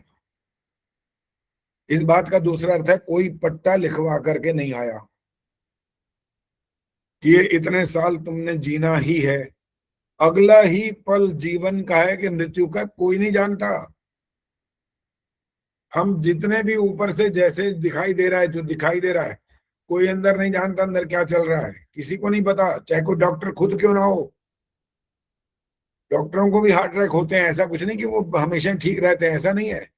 हमारे अंदर की ये जो क्रिया प्रक्रिया चल रही है इसके बारे में हम नहीं जान सकते। खाते खुद हैं, पीते खुद हैं, सोते जागते कर्म सब खुद करते हैं, लेकिन फिर भी नहीं जान सकते क्योंकि हम क्या हैं? हम अल्पज्य आत्मा हैं, अल्पज्य हैं, सर्वज्ञ नहीं है। तो जो ऐसी घटनाएं घटती हैं कि भाई मैं ठीक हो गई, मेरा हो भी गया, मेरे को लेने भी आना था, ये भी हो गया, फिर वो खुद ही चले गए। कभी भी किसी भी क्षण, किसी भी पल, किसी के कुछ भी कैसा ही दुखद या सुखद हो सकता है। वो बेचारा जो पीए मारा गया उसको पता था, वो तो अपने घर के पास ही पहुंच गया था, वहां करके मार डाला उन्होंने। किसी को नहीं पता था ये वाली बात की क्या हो जाएगी। हाँ, जब कोई जासूस वगैरह होते हैं और उनको पता लगता है तो सरकार तब अलर्ट होती है, तो जो मारने वाला आ रहा होता है उसको ही मार डालते हैं, ये तब हो सकता है। वरना तो आप कैसे जान सकते हो कि कोई क्या कैसे कैसे हो जाएगा, हम नहीं जान सकते। हाँ जी, और कुछ किसी ने पूछना है तो हाथ खड़ा करो पहले। इसी से रिलेटेड है ना, इसलिए पूछ रही हूँ। विजय लक्ष्मी बोलो क्या? कोई नहीं जानता तो क्या ईश्वर जानता है इस बात को? आपने दोबारा अभी बोलो, कहा ना, आराम से बोलो, अभी आवाज कट रही है, आराम से बोलो। आपने बोला ना कि कोई नहीं आचार्य जी, जानता कि किस पल उसकी आचार्य जी मृत्यु हो नमस्ते। जाएगी। ऐसे नहीं बोलना, राज चावला जी नहीं बोलना ऐसे। जब एक बात चल रही है हाथ खड़ा कर सकते हो, बोलना नहीं है। विजय लक्ष्मी दोबारा बोलो सारी बात। हाँ जी, आपने बोला ना आचार्य जी कि कोई नहीं जानता किस पल क्या हो सकता है, हम नहीं जानते। तो मेरे मन में एकदम ये प्रश्न आया कि ईश्वर जानता था कि वो एक बनेगा, जैसे अच्छा, उसके आने ईश्वर के। जानता था का अंतिम अर्थ क्या निकलेगा इस बार, इसी घटना में, कि आज ये मारा जाएगा, ये मतलब है ना, हाँ ये जी, मतलब है ना इसका। हाँ जी, हाँ जी, हाँ कौन जी। मारेगा ये भी उसे पता होगा। कौन तो नेचुरल डेथ हुई है, उसको हार्ट अटैक हुआ है, किसी ने मारा थोड़ी है। अब किसकी बात कर रहे हो। ये जो अभी भी कोई आपने ही तो बोला ना कि कोई मर गया अचानक, ये बोल रही थी ना राज चावला जी या कोई। मैंने तो उसकी बात की है जो बंगाल में जो पीए मारा गया, मैं उसकी बात कर रहा था अभी। नहीं, मैं उसके लिए नहीं कह रही आचार्य जी, जैसे कोई मैं अपनी ले रही हूँ, चलो हम नहीं जानते ना हम कब मरेंगे या किसी के बारे में, लेकिन मेरे मन में कि ईश्वर जानता है ये कि मैं कब मरूंगी, मैं नहीं जानती ना। ईश्वर आप मेरे हमारी मृत्यु, सुन लो, हो गया प्रश्न हाँ जी, आपका। हाँ अभी जी, अभी हमारे इस पूरे पूरी जीवन की जो प्रक्रिया चल रही है, अभी ईश्वर नहीं जानता। कारण ये कि अगर जानता है तो जीवन जहां से शुरू होता है वहां से सारी बातें जानेगा, फिर एक क्यों जानेगा। और हर बात को जानेगा तो इसका मतलब करने वाले जो हैं वो बिल्कुल इन्वॉल्व हो जाएंगे, और जो करने वाले इन्वॉल्व हो गए तो फिर वो ईश्वर के जो जानने में था वो उन लोगों ने पूरा किया, ये मतलब निकल आएगा। आपके कर्म करने की स्वतंत्रता में बाधा बन जाएगी, और फिर कराने वाला ईश्वर सिद्ध हो जाएगा, तो दंड ईश्वर को मिलना चाहिए, आपको क्यों मिले। हाँ जी, राज चावला जी बोलो। माइक ऑन करो ना, अब नहीं माइक ऑन करते, बताओ, पहले ऑन करके बैठ जाते हो। आपने कुछ मंत्र लिखे हुए हैं ऐप में, तो उसमें मैंने भोजन मंत्र पढ़ा, किताबों में दिया हुआ है ओम अनपते अन्नस्य नो देही नमिवस, तो आपने लिखा है देहा नमिवस। देह है ये देही है? ये शब्द बताओ, वो स्पेलिंग बोलो तो पता लगेगा आप किस चीज को पूछ रहे हो। भोजन मंत्र है ना ये। वो तो ठीक है, मैं अन्नस्य शब्द पूछ रहा हूँ ना, शब्द बताओ कौन से शब्द का देहा स्पष्टीकरण। नमिवस्य सुष्मिणा। देहा दे दा में ए और हा में ई, दे हा में आ आपने लिखा है, वैसे किताबों में दिया हुआ है हा में ई, देही नमिवस सुष्मिणा। तो मुझे क्या समझ नहीं आ लिखना रही है, आपकी बात। देहा या देही? देही होता है, देही। राज चावला जी, देही, अच्छा वही मैंने ना आपने लिखा हुआ आपके गलत मंत्र देख में लिया। देहा राज लिखा हुआ चावला है। जी एक बात सुनो, आपने आचार्य जी का लिखा हुआ गलत देख लिया, ये नहीं हो सकता। देह्य गलत नहीं तुम्हारे देखा पुस्तक है, में मेरी देही भी शब्द आंखें देखो। हैं, एक मैंने गलत मिनट, नहीं एक देखा मिनट, है, मैं एक आचार्य मिनट जी को रुको। गलत क्यों कहूंगी? राज जी मेरी बात सुनो, आप अपने उसमें कह रहे हो कि मेरी पुस्तक में लिख रहा है देही, इनकी पुस्तक में लिखा हुआ है देह्य, ई की मात्रा को यह बना हुआ है, देह्य नमी वश्य सुष्मिना। आप देखिए जरा इनके लिखा हुआ, देह्य शब्द है, नहीं, देह्य। मेरी पुस्तक में लिखा है, मेरी आपकी पुस्तक में लिखा है देही, हाँ तो अन्न में पैर में वस्य, हो के पैर में आ यह के है। साथ लिखा हुआ है, आ के साथ लिखा हुआ अनिमस। तो इसमें तो आचार्य जी ने तो अपनी तरफ से ठीक ही लिखे हैं सारे मंत्र, 5 मंत्र हैं, तो देही नमीवस्य है या देह नमीवस, मैं सिर्फ इतना ही पूछ रही हूँ। आप जोर असल में सुनो, आप मिथिलेश जी आप नहीं बोलना अभी। अच्छा, पहले राज चावला जी आप अशुद्ध बोल रहे हो, कारण सारा ये है, जब हम संधि सहित बोलेंगे तो अब सुन लेना ध्यान से क्या बोलते हैं। नहीं, वहां संधि समेत नहीं अरे है। बाबा पहले सुन लो ना बात, आप तो बोल चुके हो, मेरी बात सुनो। देह्यन मी वस्य, और अब बोलूंगा अलग अलग, देही अनमीवस्य, ये अलग अलग, अनमीवस्य ये अलग क्यों हुआ, संधि विच्छेद हो गया तो अलग हो गया। गलत कहाँ लिखा है। जब मैं बोलता हूं तो आप अशुद्ध लिख सकते हो, कोई इसमें असंभव बात नहीं है। आप क्या कोई भी अशुद्ध लिख सकता है, और जब आप किसी भी पुस्तक की बात करते हो तो वहां भी अशुद्ध हो सकता है, और तो और मैं भी अशुद्ध हो सकता हूं, ऐसी बात नहीं है। लेकिन जब चीज छपती है तो उसमें कारण और भी उपस्थित हो जाते हैं, कहीं कहीं छापने वाला भी गलती कर देता है कई बार, और हमारी आंखों के सामने से भी चीज निकल जाती है, ऐसा भी हो सकता है। नहीं वो तो तो ठीक है, आपकी देह्यन बात, मैं तो सिर्फ मीवस्य, पूछना चाह रही थी। क्या बता तो दिया फिर। अब जब संधि सहित बोलेंगे तो देह्यन मीवस्य बोलेंगे, और संधि विच्छेद बोलेंगे देहि अनमीवस्य बोलेंगे, यही मतलब है बस। अच्छा ठीक है जी। आचार्य जी, मंत्रों को कभी भी संधि विच्छेद करके नहीं पढ़ा जाएगा, ये इनको बताना पड़ेगा। देह्य नमी लिखो, आप अपने हाथ से लिखो पहले, देह्य नमी वस्य, नहीं बैठे बैठे लिखो, देह्य नमी वस्य, इतना शब्द आप लिखो। आधा है ना, यह अपनी पूरा बात है। को भूल जाओ। देह्यन मीवस्य ऐसा लिखना होता है, अलग अलग तो अर्थ जब करते हैं तब लिखना होता है, वरना तो इकट्ठा ही लिखना पड़ेगा। चलिए अब ये वाली बात होगी, और कुछ पूछना है किसी ने? आचार्य जी मैंने भी कुछ बोलना है। कौन है? सविता, ये कौन है? हाँ बोलो बोलो। आचार्य जी मैंने भी हाथ खड़ा किया। ठीक है, पहले सविता बोलेंगी, फिर उनके आचार्य बाद। जी आज मेरा जन्मदिन है, मैं आपसे आशीर्वाद चाहती थी। वाह वाह, बहुत बढ़िया। ओम स्वस्ति न इंद्रो वृद्धश्रवा, स्वस्ति न पूषा विश्ववेदा, स्वस्ति न सार्क्ष्यो अरिष्टनेमि, स्वस्ति नो बृहस्पतिर्दधातु। हाँ जी, आप सबने माइक बंद रखना है और बोलना है। कहिए ओम स्वस्ति, ओम स्वस्ति, ओम स्वस्ति। बहुत बहुत बधाई, शुभकामनाएं, आशीर्वाद सविता के लिए। धन्यवाद आचार्य जी, आपका भी और सभी का। ठीक है जी। हाँ जी, अब बोलो जी। बहुत बहुत बधाई हो सविता जी, बहुत बहुत बधाई। हाँ जी बोलो जी, क्या नाम? वंदना जी बोलिए। नमस्ते आचार्य जी। हाँ नमस्ते। आचार्य जी मैं ये जानना चाह रही थी कि जैसे कोई हमारे साथ गलत व्यवहार करता है, मानसिक प्रताड़ना देता है, और लेकिन उसको उसका एहसास नहीं होता, उसको अपने आचरण में वो तो सोचता है कि मैंने ठीक किया, लेकिन हम जो है उसकी हर कर्म व्यवस्था से, हर उसके वाणी से दुखी होते हैं, तब हमें क्या करना चाहिए? और उसको इस बात का एहसास ही नहीं है कि हमने कुछ हो गलत गया। किया है। छोटा प्रश्न छोटा क्यों, धन्यवाद। बहुत व्याख्या नहीं धन्यवाद करनी। आचार्य। छोटा सा प्रश्न, उत्तर शायद बड़ा हो सकता है। इसका उत्तर एक तो ये होता है, योस्मान द्वेष्टि यम वयम द्विष्मस्तम वो जम्भे दधमः। जो हमसे द्वेष करता है या हम जिनसे द्वेष करते हैं, उसके ईश्वर के न्याय पर छोड़ दो। और अगर इतनी हिम्मत नहीं है और आपको लगता है कि देखो छठे शाठ्यम समाचारे टिट फॉर टैट, अगर ये लगता है ये करने की हिम्मत है तो लड़ मरो, और अगर नहीं है हिम्मत तो चुप रहो, मौन रहो। और लगता है कि भाई हम दुखी हो रहे हैं तो अपने आप को समझाओ, दुखी क्यों हो रहे हो, दंड देगा ना ईश्वर उसको। लेकिन आप, पहली बात तो ये निर्णय जो करना ये आसान नहीं होता, गलती आपकी है कि उसकी, किसकी है, ये कैसे पता लगेगा? ये बात तो तब पता लगती है जब अपनी वो वाली बात जो दो पक्षों की है एक बुद्धिमान के सामने रखने पर, वरना कौन किसकी अपने आप को गलत मानता है आज तक? और आप लोग वैसे ही प्रसिद्ध है, जितने बैठे हो ना, एक आधा ही होगा मेरे जैसा, सब यही हुआ। और तानू समझ नहीं आती,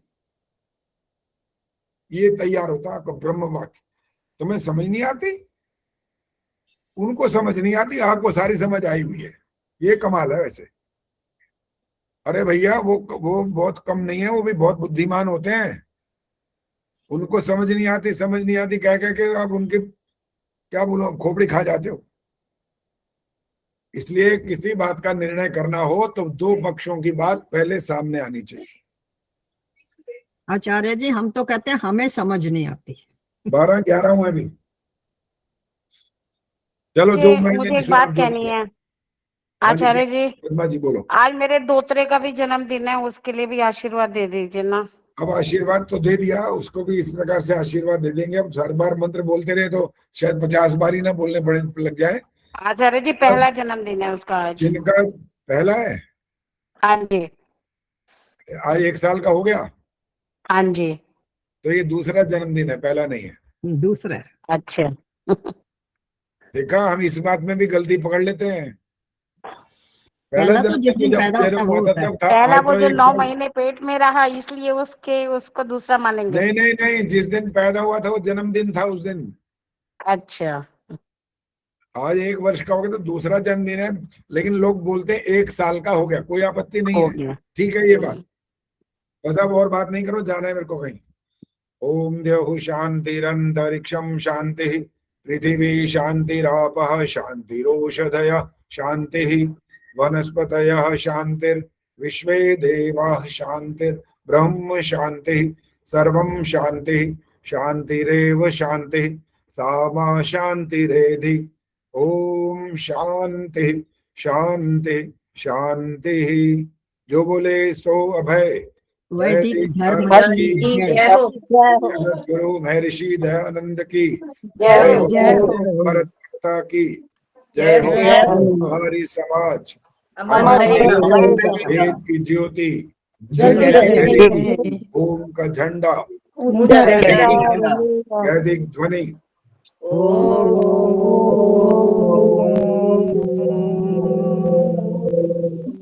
वैदिक अभिवादन सभी को नमस्ते धन्यवाद। नमस्ते।